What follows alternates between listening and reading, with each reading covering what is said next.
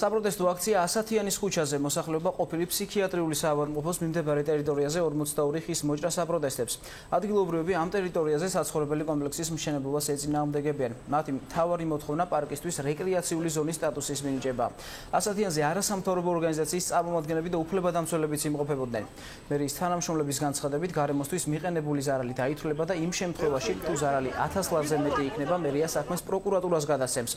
ცოტა ხნის წინ ასათიანის ქუჩაზე გარემოს დაცვისა და ბუნებრივი რესურსების მინისტრი ხათუნა გოგალაძეც მევიდა. სამინისტროს ექსპერტები ერთი კვირის ვადაში ხეების მოჭრასთან დაკავშირებულ საკითხს შეისწავლიან. ჩვენ სასამართლოში შეგვაქვს სარჩელი პროკურატურაში შეტანილია პასუხს ველოდებით და რა თქმა უნდა ჩვენ არც ერთ შემთხვევაში არ დავთმობთ ამ ზონის განადგურებას. სისხამდილით შევარდნენ 42 ჯამთელი ხია პრაქტიკულად მოჭრილი და ეს არის კანონდარღვევა.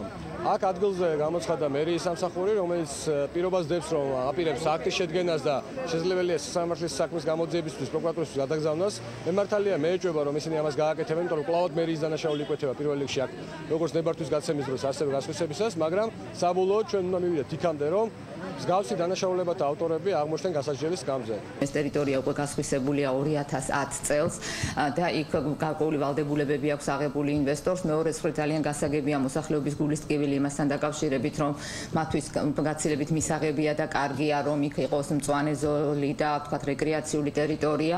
თუმცა არსებული მდგომარეობიდან რეალობიდან გამომდინარე, ეს ალბათ რთული იქნება ამ პროცესების უკან წასვლა.